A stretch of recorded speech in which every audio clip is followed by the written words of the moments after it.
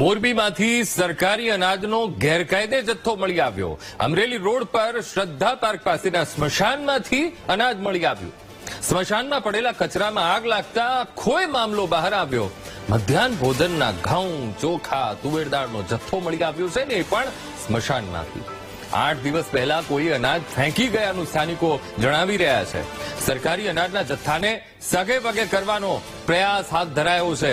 સવાલ એ થઈ રહ્યો છે કે આ અનાજ ફેંકી દેવા વાળું કોણ છે, કોણ ત્યાં ફેંકી ગયું અને કોણે પોતાના કૌભાંડને છુપાવવાનો પ્રયત્ન કર્યો છે.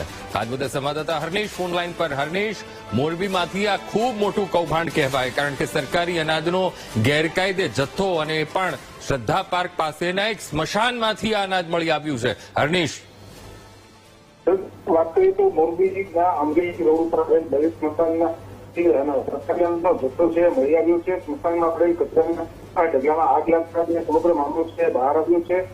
જો વાત કરીએ તો શ્રદ્ધા પાર્ક પાસે મિડ જથ્થો છે મળી આવ્યો છે, જેમાં ઘઉં, ચોખા, તુવેર દાળ સહિતનો જથ્થો છે. કોઈ ખેતી કરવાની શક્યતા દેખાઈ રહી છે અને અંદાજિત 7-8 દિવસ પહેલા આ જગ્યાએ કોઈ જથ્થો નાખી ગયો હોવાનું સ્થાનિકોનું કહેવું છે. બાકી તો ફોન નાખી ગયું ત્યાં તપાસ કરવામાં આવશે અને ત્યારબાદ સત્ય બહાર આવશે. જી બિલકુલ હર્નિશ, સમગ્ર માહિતી સાથે જોડાવા બદલ આપનો આભાર. દ્રશ્યોમાં જોઈ શકાય છે કે આ મધ્યાહન ભોજનનું અનાજ છે અને આ એ અનાજ જે બાળકો કુપોષિત ન રહે તેના માટેનું આ અનાજ છે. બાળકોના મોંનો કોળિયો અહીંયા છીલવવાનો પ્રયત્ન કરવામાં આવ્યો છે. સ્મશાનમાંથી આ સરકારી અનાજ મળી આવ્યું છે. મોરબીની આ ઘટના છે. કચરામાં આગ લાગતા સમગ્ર બાબત સામે આવી કે અહીંયા તો મધ્યાહન ભોજનનું અનાજ અહીંયા ફેંકી દેવામાં આવ્યું છે. સ્થાનિકો એવું કહી રહ્યા છે કે ભાઈ 8 દિવસ પહેલા કોઈ વ્યક્તિ આ તરફ આવી હતી અને આ અનાજ અહીંયા ફેંકી ગયું હતું. કચરામાં આગ લાગી અને ત્યારબાદ આ ભાંડાફોડ થયો છે. તો મધ્યાહન ભોજનના અનાજનો જથ્થો અને એ પણ ગેરકાયદે અનાજનો જથ્થો એ મળી આવ્યો છે ને એ પણ સ્મશાનમાંથી. કોઈ ફેંકી ગયું હતું એવું સ્થાનિકો કહી રહ્યા છે. હજુ એ સામે નથી આવ્યું કે કોણ અહીંયા અનાજનો આટલો મોટો જથ્થો એ ફેંકી ગયો. જ્યારે અહીંયા આગ લાગી અચાનક અને ત્યારબાદ ખબર પડી, સળગાયું ત્યારે ખબર પડી કે અહીંયા તો અનાજનો જથ્થો પડેલો છે. તો હવે કઈ દિશામાં તપાસ થાય છે એ સવાલ અહીંયા થઈ રહ્યો છે.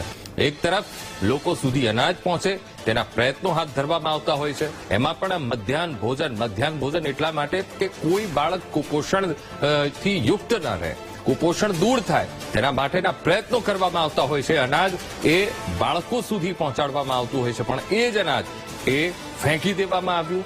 એ અનાજ સ્મશાનમાં ફેંકી દેવામાં આવ્યું છે ને કૌભાંડમાં ઢાંક પીછેડો કરવાનો પ્રયત્ન કરવામાં આવ્યો છે, છુપાવવાનો પ્રયત્ન કરવામાં આવ્યો છે, પણ આ પ્રયત્ન એ નિષ્ફળ રહ્યો છે. સ્મશાનમાંથી આ સરકારી અનાજનો જથ્થો મળી આવ્યો છે. કચરામાં જ્યારે આગ લાગી ત્યારે આ મહત્વપૂર્ણ ખુલાસો થયો કે આ તો મધ્યાહન ભોજનનું અનાજ છે જે કચરામાં ફેંકી દેવામાં આવ્યું છે.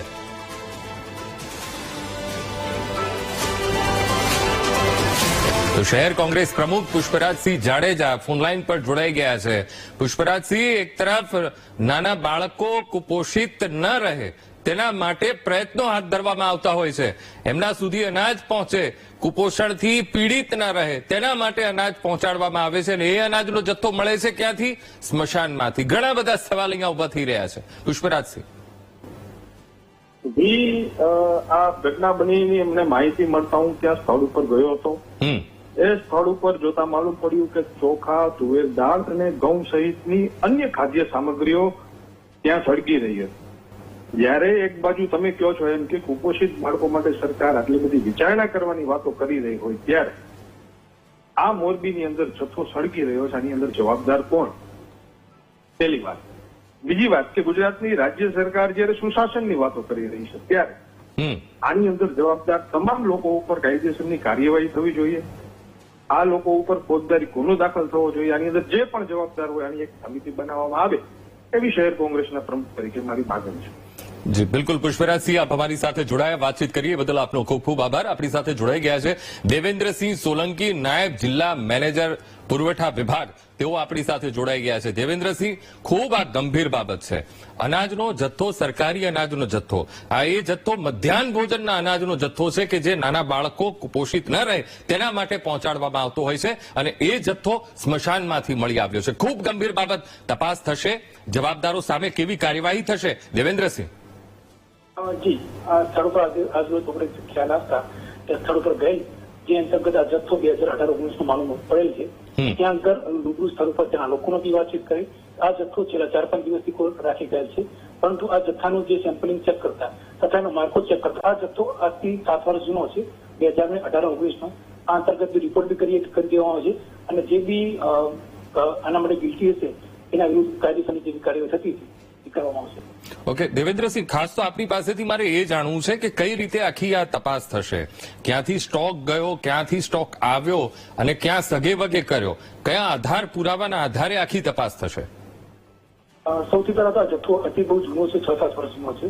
એટલે આના સૌથી પહેલા તો આ જથ્થોને અત્યારે ત્યાંથી સ્થળ ઉપરથી હટાવી લેવાની પ્રક્રિયા કરી રહ્યા છે. આપણે ઓલવી દીધી છે, જે જથ્થો છે ભવિષ્યમાં કોઈને નુકસાન ના કરે એટલે તેને સ્થળ ઉપર હટાવીને અમારા ગોડાઉન પર અમે રાખશું. તથા આ બાબતે ઉચ્ચ અધિકારી ડીએમ સરને આ બાબતે રિપોર્ટ કરવામાં આવશે તથા આ બાબતની જે બી ગુનેગાર હશે એ અંગેની માન્ય સાહેબશ્રીની સૂચના અનુસાર ફોજદારી કાર્યવાહી કરવામાં આવશે. જી બિલકુલ દેવેન્દ્રસિંહ, આપ અમારી સાથે જોડાયા, વાતચીત કરી એ બદલ આપનો ખૂબ ખૂબ આભાર. પુરવઠા અધિકારી કહી રહ્યા છે કે તેઓ કાર્યવાહી કરશે અને તપાસ પણ શરૂ કરી દેવામાં આવી છે. અત્યારે પ્રાથમિકતા એ આપવામાં આવી રહી છે કે ત્યાંથી જથ્થાને હટાવવામાં આવી રહ્યો છે.